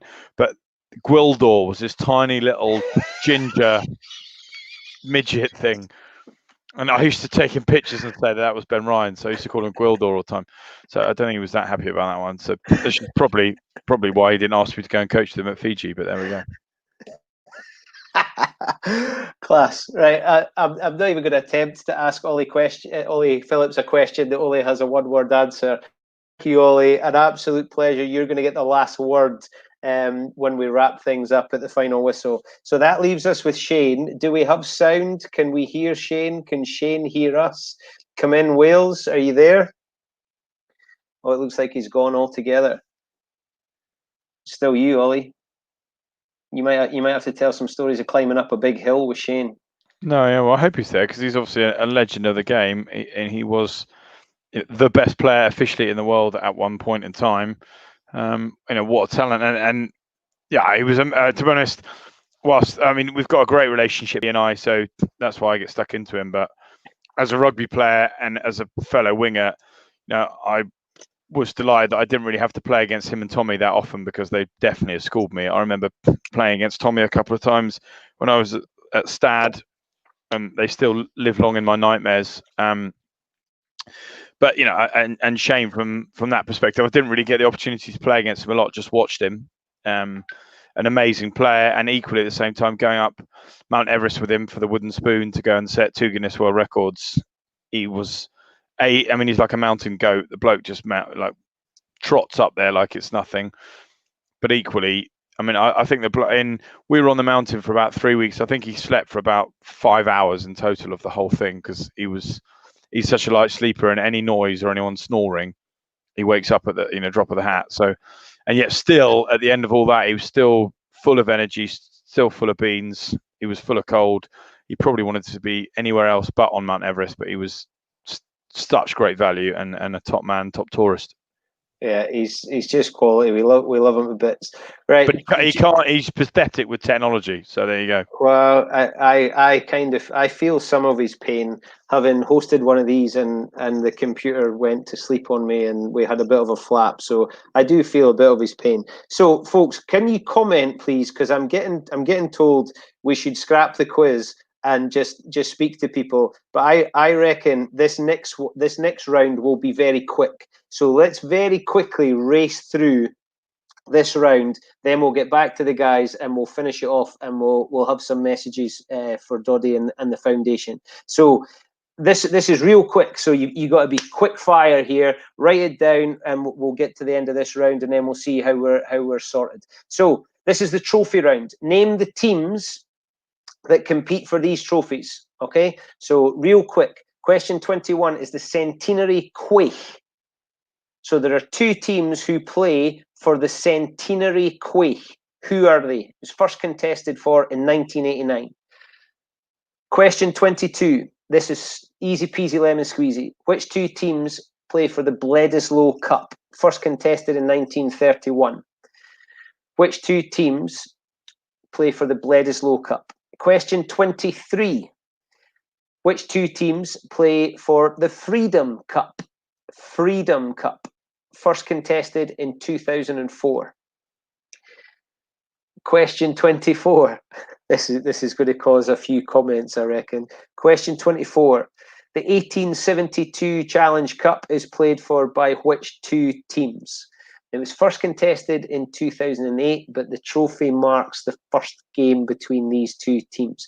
So the 1872 Challenge Cup. Question 25. Now, this is not which two teams, this is just what's this for. The Melrose Cup. So who gets, here's what we'll do. Who gets the Melrose Cup? What do you have to win to get the Melrose Cup? Question 26. If you don't get half of this right, then have a good, long, hard look at yourself. Which two teams play for the Mandela Challenge Plate? Mandela. Which two teams? First contested for in the year 2000. Question 27. So this is not two teams. This is who plays for this. This is one of my favourite competitions. I love this. I've been to some games where this trophy has been up for grabs. It's a big log of wood. It is the Ranfurly Shield. So which teams play for the Ranfurly Shield? And it's a challenge basis. So you have to win it, and you have to be playing at home, and you have to be beaten at home for the other team to win it. First contested in 1902. So those are got my things modeled up. Where are we? Yeah. So question 28, the Millennium Trophy. Which two teams play for the Millennium Trophy? That's question 28. This next one is a belter. I love this, and I don't know, well, I do know who he is, but I don't really know why. Which two teams play for the Giuseppe Garibaldi Trophy? Two teams play for the Giuseppe Garibaldi Trophy.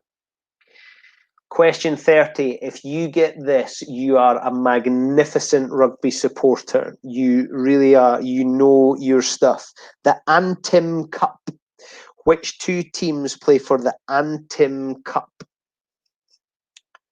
The Antim Cup. I would never have known that in a month of Sundays.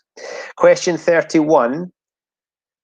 Which two teams play for the Tom Richards Trophy? Tom Richards Trophy. Which two teams? Tommy Bow should know that one. Now we're on to today's news. So this is rugby for today, and this is going to be real quick as well because you should be paying attention. Question 32. Which Scottish player had his first start against for Exeter on Tuesday against Bristol? And I think he bagged a try as well. And he went to the school I am currently sitting in. He was potentially in this office if he'd been a good boy or a naughty boy. So which Scottish player got his first start for Exeter on Tuesday night against Bristol? Question 33, and this guy's been named, the dad has been named.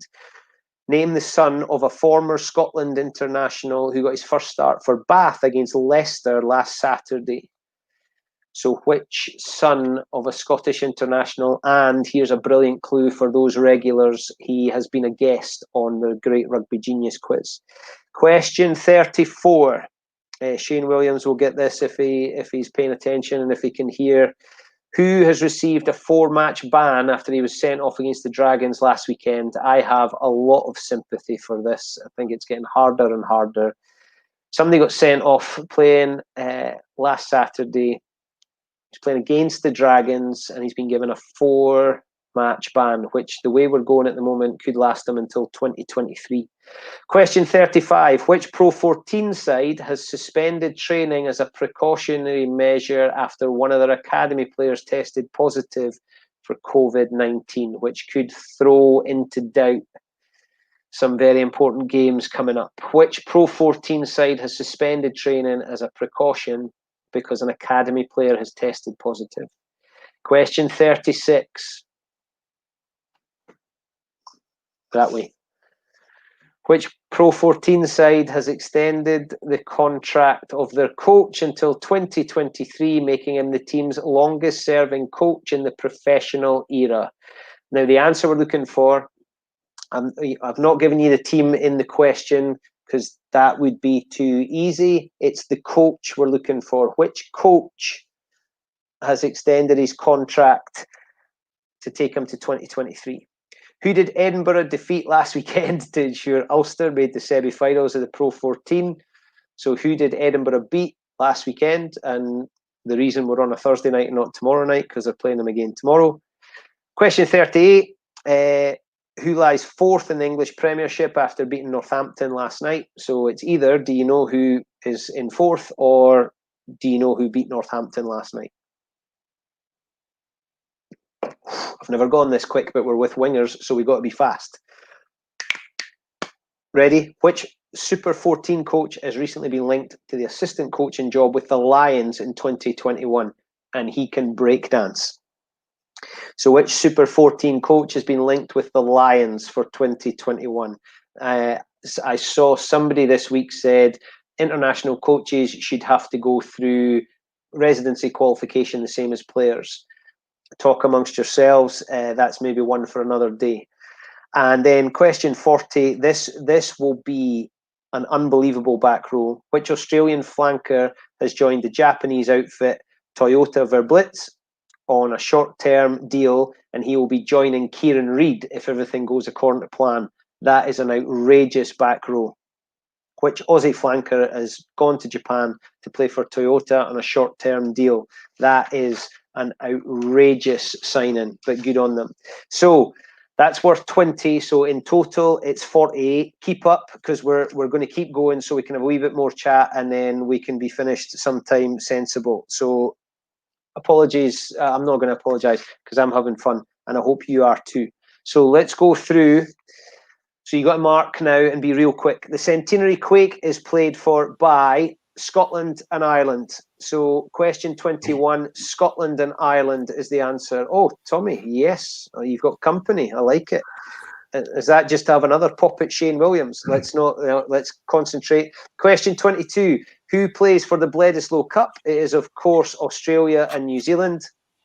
Question 23, the Freedom Cup is New Zealand and South Africa, and it was contested during the Tri-Nations, a 10-year anniversary of South African democracy.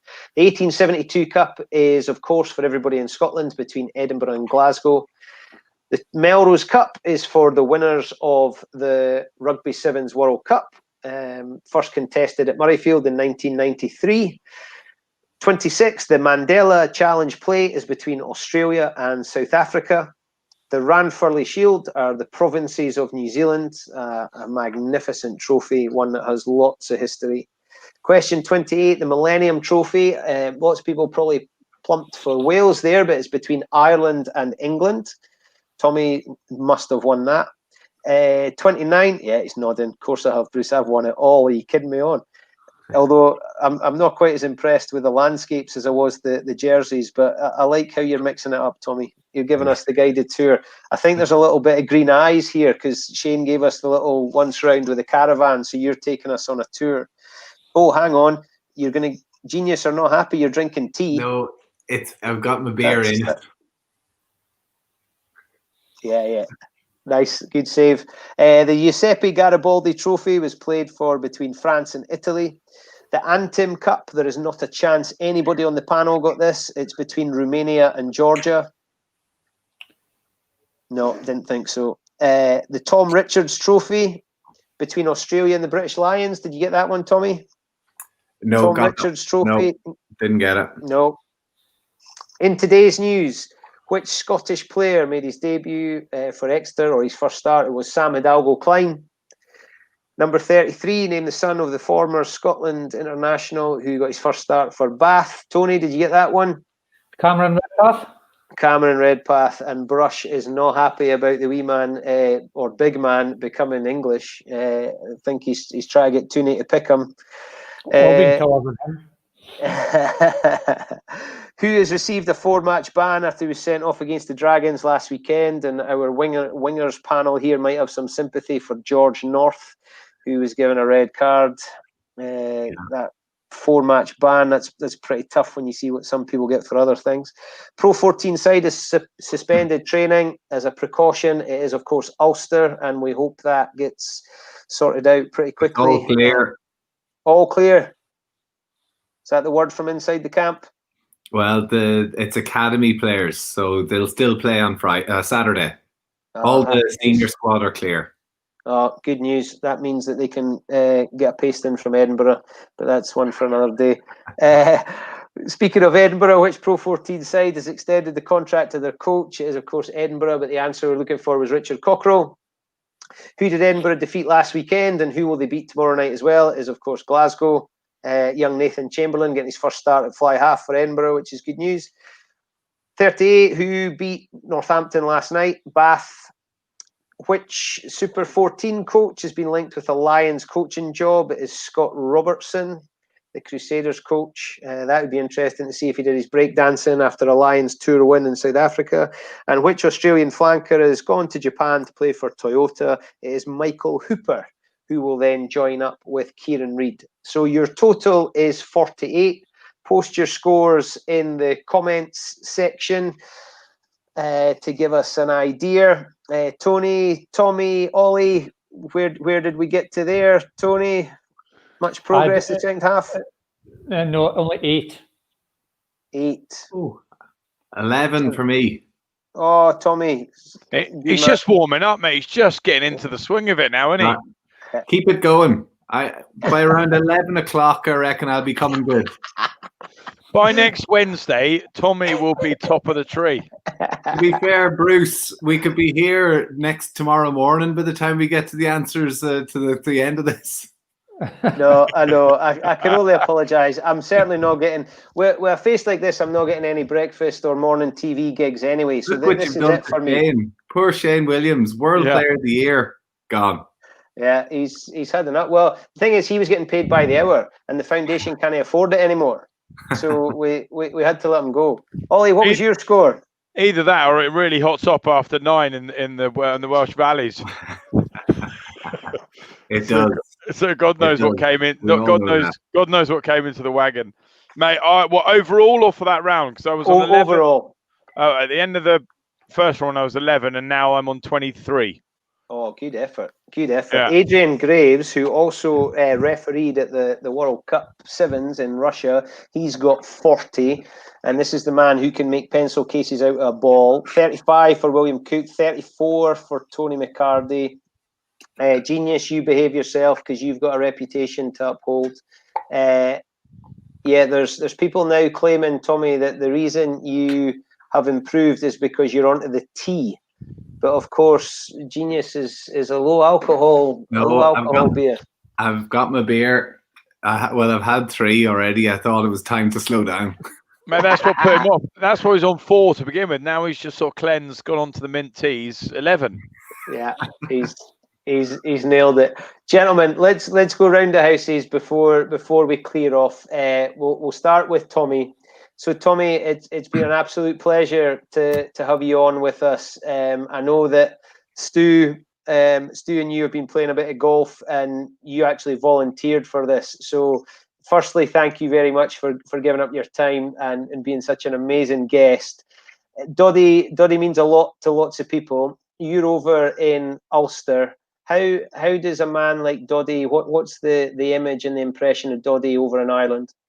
Listen, I think Doddy Weir, even going back to that 97 Lions tour, you could see what a character he was. You could see what a warm, friendly, I think he kind of epitomized what you see and what you expect of a rugby player, that he gave it everything. He worked hard. He got stuck in whenever he was on the pitch, but off the pitch, he seems like a genuine great guy that everybody just has so much admiration for. And listen, Doddy's going through a difficult time. And I think that this disease, motor neuron disease, I met Juice van der Westhuizen a few years ago, and he was struggling from a guy, Paul Derbyshire, was the strength and conditioning coach in Munster, another man I would have known over the years. And even is it Rob Burrow in Leeds as well, is a guy who I've come across, having been over at Leeds Rhinos too. So it is a horrible, horrible disease. And I just think that the work that Doddy Weir is doing in raising the awareness for it, raising money for it, and him and his family are a real credit to everybody and every penny that they raise. So listen, I just couldn't do enough. I'm more than happy to do anything because I just think that it's a really worthwhile cause. Tommy, you're an absolute top man. I have loved having the opportunity to chat to you. Thank you very much for joining us. And well done, Bruce. Thank you. Hopefully we'll be able to take you up on that, and we'll get something else in the calendar. We'll get you on the morning show. We'll get you with that hat.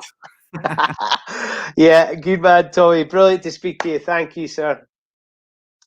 So we're going to leave Mummy P and Mr. Phillips for last, but Tony Stanger is he's not that much older than me, but when you are scoring Grand Slam winning tries at the age of 21, it happened quite quickly for Mr. Stanger. Now, Tony, you probably of the panel have known Doddy for the longest, and you would have had some titanic tussles between Melrose and Hoyk, both at the Greenyards and at Mansfield, and you'll have joined up at the South. What does Doddy mean to the Borders area and to Scotland? Yeah, no, thanks, Bruce. Yeah, no, he did, because it's very similar. You're talking about the Lions, where you come together with people you battle with week in, week out. So the Borders, as you know, is like that. We had some great battles. Hoyk and Melrose, as Melrose were on the ascendancy and Hoyk were maybe slipping a little bit. But I think if you see Doddy on TV, you get to know him because that's what he's like. He's just a very genuine individual. And, this is something horrendous that he's going through. And you feel a wee bit helpless. You want to do something to help, but you don't know what you can do. So as you see with all the guys tonight, just very willing to give up their time. Fantastic that Genius have donated that 5p a can. So it's something small you can do to really help. But I think we'd all like to think that if it happened to us, we would respond in the same way that Doddy has and be so so positive about it and be wanting to help others. This is not just for him; it's helping other people. But I'm not sure that we would. I think there's something special about the way he's approached this. So if anything you can do, I know he would appreciate it. He's been unfortunate, but he's doing all he can to raise awareness and help other people too. So, a massive admiration for him. He's a brilliant guy. We had battled against each other and we played in the same teams. So anything you can do to help, I know he'll appreciate that. And again, across the whole world of rugby, he's a well-known figure and people do all they can to help. So fair play to him. And I know he'll keep it going. It's amazing what the charity have done. So let's keep it going and raise as much as we can to help him and others. Yeah, brilliant. Tony, you kind of mentioned before about the rugby family. Those stories you've got are going to become quite different for the stories modern players have got in the professional game. How does it feel when you get back together with people like Doddy Weir, Brian Redpath, guys who played for opposition teams, but as you said, you've come together with the South. You would meet each other at Scotland sessions. How does it feel when you're back in that company? Yeah, and I think, and I hope it, and I don't think it has changed. I think if you want to go down the rugby route, it has to be your passion.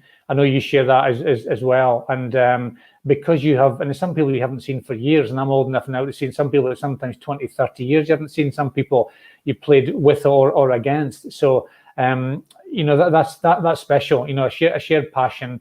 As you say, you can knock lumps out of each other, but you can have a drink afterwards and enjoy yourself. So it really is. It's that kind of sport, and it doesn't surprise me that the people who are involved in it have done so much to help Doddy's charity. So it's yeah, along with that continue. The game has changed a huge amount from the olden days, as my kids say, until what it is now. But I think that spirit is still there.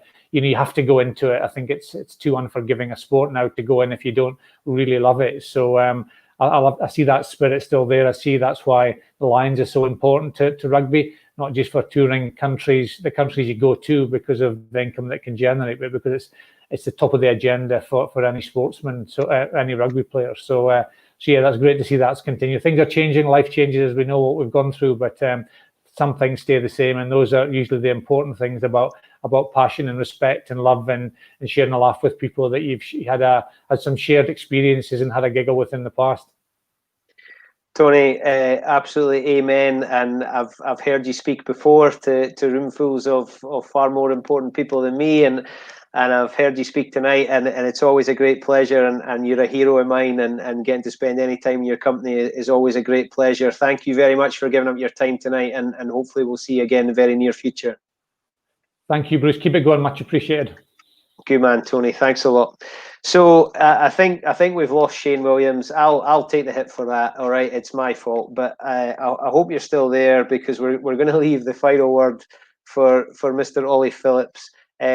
I'll come back on and just do a little sum up. But Ollie, I'm not even going to give you a prompt here. You've got the last word, so it's over to you, sir.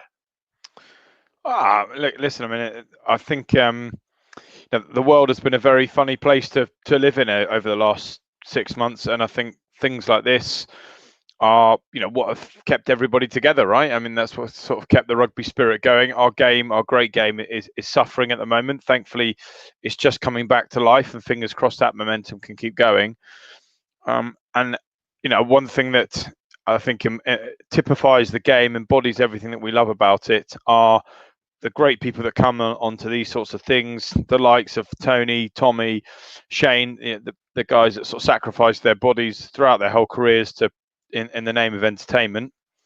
And there's probably no one bigger than the person that we're all on here for this evening, right? Which is Doddy Weir, because the guy has, you know, touched people in so many different ways and helped so many people throughout his whole life. And right now he's fighting, right? He's really, really fighting. And, you know, for him, unfortunately, it's now a case of life or death. And what we're all doing is coming together to try and raise, you know, as much money as physically possible to try and find a cure to this, you know, crippling and horrible disease, which unfortunately has already taken so many people, and particularly in our game, you know, a rugby great in Joost van der Westhuizen. So I hope that, you know, by us coming on, sharing stories, having a bit of banter, lightening up people's Thursday evenings or whatever else, we can inspire a few more people to get involved in raising money for Doddy and ultimately combating MND, because that's what this is about. That's what we're all here for. And you know, and I want to be doing quizzes 10 years down the line to raise money for Doddy Weir, because he's still here, right? Because what we've done has raised enough money to come up with some progressive ways of finding a cure or a way of sedating the disease or slowing it down, because not only is that going to change Doddy's life, which is important to me, but and Rob Burrows' and whatever else, but so many other people's lives out there. So that's what this is about. And, you know, sorry that's probably a bit of a sobering, somber way to end it, but, you know, that's genuinely what I believe and why I do it. And, you know, me telling some stupid stories about Mummy P or, you know, Gwildor or whatever else, you know, it helps to make that make that possible. Then, you know, I'll share them all day long. Yeah, Ollie, you're an absolute gent. People might not always put you and Doddy together, but of course you played with Doddy at Falcons. I did. Well, he was there. It was basically his sort of twilight year and my first year.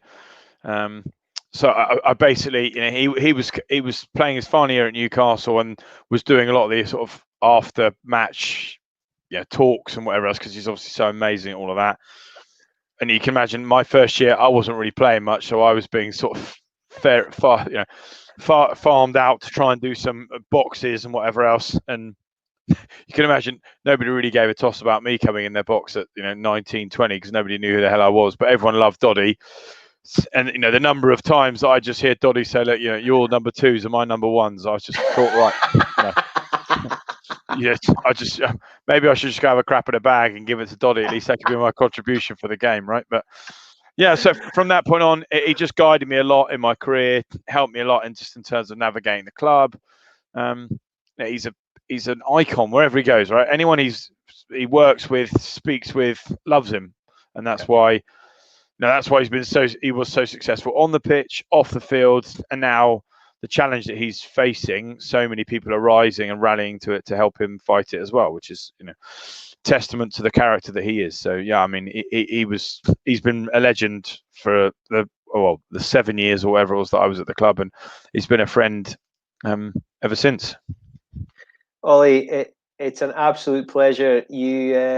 Doddy makes the world a better place, and I think you're absolutely in that bracket. You bring a lot of joy to a lot of people. You're in high demand from the great Rugby Genius quiz. There's lots of people commenting and giving you some great comments in the side here. It's always a pleasure to have you, Ollie. Thank you very, very much for giving up your time and being back in the cupboard for a bit of chat. Mate, thank you very much, and thanks to everyone for logging in. And all those people that think I am funny, if they could just write something to my wife just to make sure she understands that I am actually funny from time to time, that'd be helpful. You're a great man, Ollie. I hope to see you soon. Thank you. Cheers, pal. So thanks, Cheers, everyone. man. See you soon. Bye-bye. Good to see you. So, ladies and gentlemen, I hope you've stuck with us. I know that's lasted a long time. Unfortunately, you're stuck with me, who goes all fanboy with them. You're right. Happiness is egg-shaped. I've absolutely loved it. It's a huge honour. Thank you to Stuart Tom for asking me to be part of this.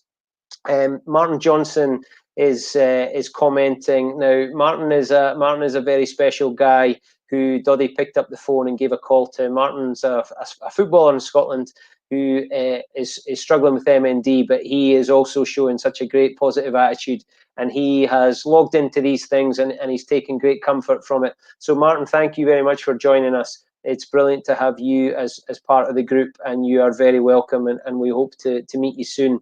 And to spend some time in your company, because we know what you're going through, and we want to be there for you because you're absolutely one of us. So Martin, thank you for logging in. Great to have you.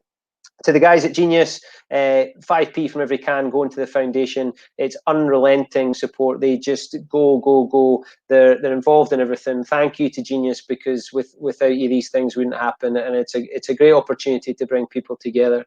The foundation they continue to do their work.